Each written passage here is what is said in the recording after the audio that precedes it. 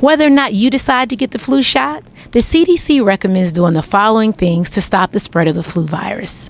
Make sure that you stay out of contact with people that currently have the flu. Also, avoid touching your eyes, nose, and your mouth, and you can do that by wearing one of these face masks. Also, make sure that you're washing your hands regularly, and you can do that with good old-fashioned soap and water. And if your surfaces or items have become contaminated with the flu virus, make sure that you disinfect. For Q30 TV, I'm Ms. Jones. Young people, you can pre-register to vote at your local county board of elections office or at any DMV office. Or you can call 1-800-4VOTE and they will actually mail a voter registration application to you. If you'd rather complete your application online, you can do that at the DMV's website. Ms. Jones, Q30 TV. There is currently no cure for the Alzheimer's disease. However, there are medications that people can take to treat the symptoms, like memory loss and confusion. Experimental treatments are available through clinical trials. The USDA recommends making small changes towards creating a healthier lifestyle, like making half of your plate fruits and vegetables, eating whole grains, and switching to low-fat and fat-free dairy. Ms. Jones, Q30 TV. About to go shoot a real gun. Wish me luck. Lean slightly forward, lock your wrist, slowly pull to the side. There you go, perfect shot. That was perfect. Perfect shot, okay? Back to your chest. For more information on how you can sign up for one of Damon Finch's power sessions so you don't end up like this guy, go to DamonFinch.com. I'm Ms. Jones reporting for QNN. Back to you in the studio. And now it's time for a hoedown with Quick Step.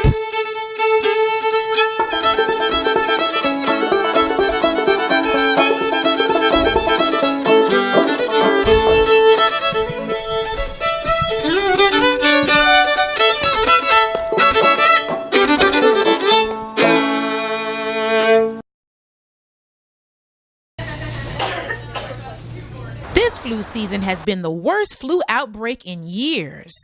Federal health officials have stated that the flu has reached epidemic proportions in the United States.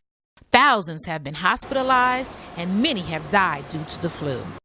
The CDC estimates that so far for the 2017-2018 season, about 130 million people in the United States have received the vaccine, which would cover over 1/3 of the nation's population.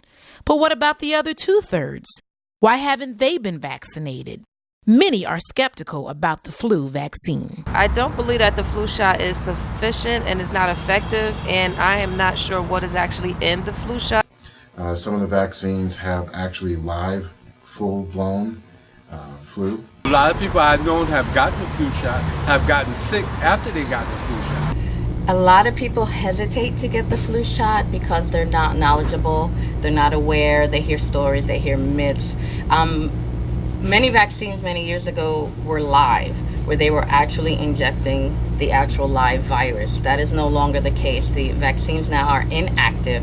They're not a live virus, so they're not a threat to the person. The flu shot does take 2 weeks for your body to build up the antibodies. So in those 2 weeks, your immune system does go down in order to build the antibodies to come back up and fight the flu. And if you had the flu shot and you were already getting a cold, or you already had some sort of bacteria in your body, the fact that your immune system goes down, you will get sick, but it's not because of the actual flu shot. The ingredients vary based on the type of flu vaccine and the brand. The ingredients are listed on the back of each box and on the insert. Even though it's late in the season, it's not too late to get a flu shot.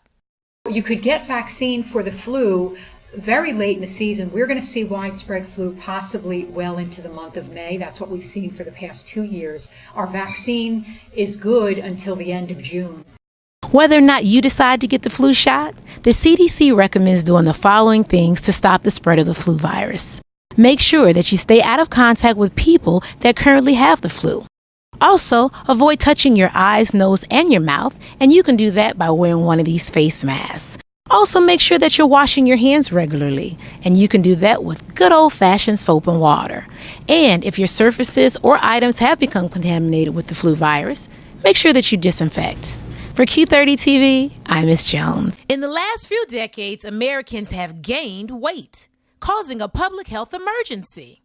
According to the CDC, about 38% of U.S. adults aged 20 and older are obese, as are more than 17% of children aged 6 to 11. The definition of obesity is somebody who is a certain percentage above their normal body weight.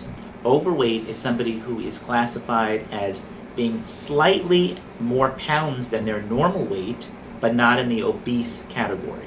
A doctor, personal trainer, or nutritionist can calculate a person's BMI or body mass index to see if they are overweight or obese. The formula used to calculate a person's BMI is weight in kilograms divided by height in meters squared. A person can calculate their own BMI using an online BMI calculator. Individuals can just input their current weight and height to show their BMI and if they are overweight or obese.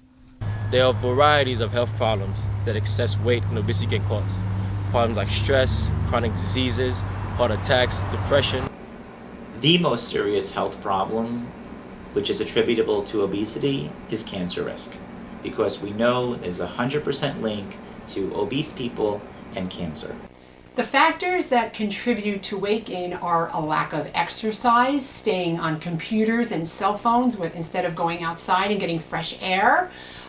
People are also eating a lot of microwaved foods, which actually cause a lot of fat storage in our cells because this food is dead. People can attend support groups for motivation and guidance to stay within a normal BMI range. The best way to combat obesity is by signing up and become a member of a gym, by eating healthier, by reading the ingredients behind your food labels when you buy them. Ideally, the most optimal exercise regimen is minimum 3 days per week, half hour to 1 hour each time. The best exercises, if people want to exercise, is something to raise their heart rate. Some sort of aerobic exercise, running, elliptical, weightlifting, training. Not everyone needs the same amount of calories per day. It depends on age, gender, fitness goals, and your level of physical activity. An online calorie calculator can help you find your target daily caloric intake. The best food that anyone can eat to maintain a healthy weight is a plant-based diet. If it's from the earth, it's good for you, which means your avocados, your spinach, your asparagus, your broccoli. Grains are good too, brown rice, beans. Drinking a lot of water, staying hydrated, this is very important. If you're going to be a meat eater, you should eat grass-fed or pasture-fed meats and dairy. Diet foods such as protein shakes, diet pills, low-calorie sweeteners, low-calorie snacks, anything with artificial sweeteners like cola are extremely unhealthy. The USDA recommends making small changes towards creating a healthier lifestyle, like making half of your plate fruits and vegetables, eating whole grains, and switching to low-fat and fat-free dairy. Miss Jones, Q30 TV. Get up, stand up. Stand up for your right. Get up, stand up. Don't give up the fight. Most states, including New York, have implemented pre-registration laws which allow people under the age of 18 to register to vote to increase civic engagement and voter participation. According to the American Journal of Political Science, the probability that youth will vote increases in states with pre-registration laws by an average of 2 to 13%. Pre-registration allows younger folks to get themselves in the system at a more stable period in their life. A lot of folks, when they're turning 18, they are starting in the job market, they are getting carted off to college somewhere unfamiliar. It's a very tumultuous time of one's life. And to be honest, when you're worrying about feeding yourself, if you're working your own job or you are struggling through the first semester of college, registering to vote, it's just not at the top of anyone's list. The youth are significantly important to civic engagement because, number one, they are our future. Unfortunately, a lot of the young people don't know that youth voter pre-registration laws even exist. I think the best way to get the word out to young people that pre-registration is available is to go to the schools. Make it a part of the curriculum. We will contact schools in the area to see if we can come and do voter registration drives. Sometimes we go classroom to classroom, and sometimes they have it at assembly. Far too often, teens that pre-register do not make it to the polls to vote. The best way to get teens to participate in elections once they turn 18 is to engage in peer-to-peer contact. We text our peers, we call them on the phone, we post on social media, and we stand outside in the commons, we wave and say, hey, remember election day is tomorrow, make sure you go out and vote. Other approaches to get young people interested in voting are by employing them as poll workers or on election campaigns. We need to make sure that our youth feels engaged with what's going on in politics. If we continue to dictate to our youth what they should be believing, they're never going to feel engaged. We're going to lose an entire generation of young voters. So the best way to make sure that they're going to be a part of the process is to make a part of the process currently. Young people, you can pre-register to vote at your local county board of elections office or at any DMV office. Or you can call 1-800-4VOTE and they will actually mail a voter registration application to you. If you'd rather complete your application online, you can do that at the DMV's website. Miss Jones, Q30 TV. According to the journal Alzheimer's and Dementia, in 2017, approximately 6 million people in America were living with the Alzheimer's disease. Alzheimer's disease is a form of dementia. In rehab medicine, we consider that as memory loss. There are different stages of Alzheimer's disease. The early stage, the mid stage, and the later stage or the advanced stage. When it comes to the early onset, you tend to forget simple things such as your keys, something not really significant you can't really notice. In the mid stage, you tend to see more significance in their forgetfulness. They tend to forget how to sequence a task. For example, they're starting something and they can't finish it, and you have to remind them to finish a task. The later onset is when you tend to forget things that you do daily, such as feeding, such as walking. My mother got diagnosed by the MRI, and it showed that in certain parts of the brain that things were less clear, less functioning. You could see different colorations in the MRI. A study published in Nature in January 2018 shows positive results for a probable blood test. According to the authors, this development presents cost-benefit and scalability advantages over techniques currently being used, potentially allowing larger clinical access and efficient population screening.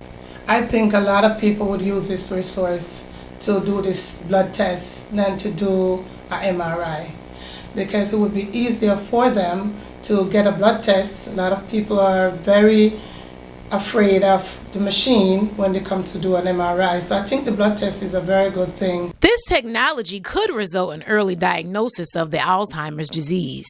There is currently no cure for the Alzheimer's disease. However, there are medications that people can take to treat the symptoms, like memory loss and confusion. Experimental treatments are available through clinical trials.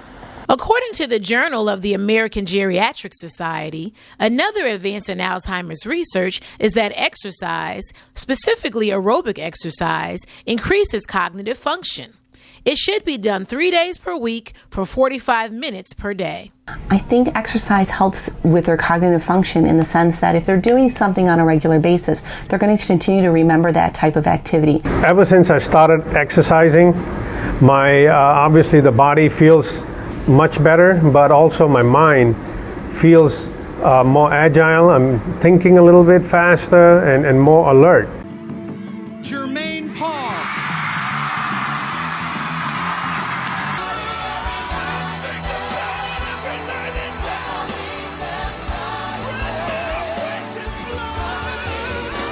You know him as the Season 2 winner of The Voice, but it hasn't been easy for Jermaine Paul to make his way to the top.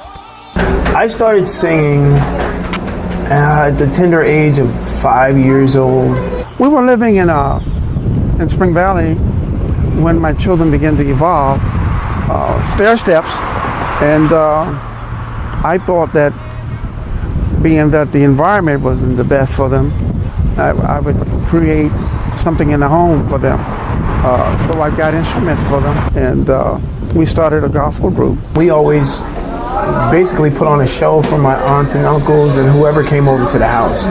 And when we didn't have company, we just practiced. The Paul Family Faith Lock wouldn't be Jermaine Paul's only group. When I was 16 years old, my brother Charles went off to college, and he met a gentleman by the name of Jaffe Tejeda, a singer-songwriter. They both were 18 at the time. I was 16. We started singing together. My brother Jaffe, myself, and another gentleman by the name of Danny Martinez, and we went by the name One Accord. One Accord got a record deal in 1996 with Rodney Jerkins of Dark Child Productions, and later got signed to Twism Records with Shaquille O'Neal. Jermaine Paul made the decision to leave college freshman year to pursue music. Our first official release was on the Booty Call soundtrack, Jamie Foxx movie. The name of the song was Don't Stop, Don't Quit. Not only did Paul leave behind his academics freshman year, he left behind his college sweetheart. Jermaine and I met in college at Utica College in 1996. Jermaine and I dated for 2 years before we got married and had my first son. By the time I was 24, I had 4 children. Big Shaq, One Accord. One Accord had a few songs on Shaquille O'Neal's album, but unfortunately their full album with Twism Records was shelved. We were young, fresh, married with no money, living in a house with his brothers and sisters who were all starting their own families and trying to make things work. So he got a job at Adidas, and he would go to work. He would jog to work or ride the bike to work. He would come home, get on the bus to the city, do any open mic that existed, come back home in the wee hours of the night, work downstairs in his homemade studio all night until he had to get up and do it over and over again. In doing that, eventually, he formed another group, band, that supported him, where he was the lead singer, called Focus. Then finally, Paul got his big break to sing background for Alicia Keys. Singing backgrounds for Alicia Keys started by me going down to R&B Live in the city, and one night she was hosting it, and she asked for a dude to come up and sing, and I got up and I sang, and my band, everybody was going crazy. It was awesome. And a couple weeks later, I got a call from her manager, Jeff Robinson, and history happened. Paul sang backgrounds and opened up for Alicia Keys for almost 10 years. He was nominated for 2 Grammys for a duet with Alicia Keys on Diary, and also for one with her on If This World Were Mine. Then it was time to go solo. Paul originally auditioned for American Idol. They told him no, and it broke his heart, and he was completely against voice singing competitions. What was American Idol's loss was The Voice's gain. When The Voice came out, season 1, my daughters and I loved to watch the show. We weren't allowed to really watch voice singing competitions when Jermaine was home, so he was on the road and we got to sneak and watch him. We got into it, and my daughter Aurelia told Jermaine, "Daddy, you should try out for this show," and she made him sign up. Winning The Voice was, in so many ways, validation, not necessarily for my talent, but for my faith. Paul has a new album, his first official album, slated to come out this year, titled Make Love, Save the World. It's what I consider R&B to be. Jermaine Paul continues to sing with his family, the Paul Family Faith Lock, as well as his recently formed choir, the Newburgh International Choir. The Newburgh International Choir practices right here at the First United Methodist Church in Newburgh, New York. Paul plans to release an album with them in the near future, as well as travel with them abroad. I'm going to do everything like I do everything, and that's big. Miss Jones, Q30 TV.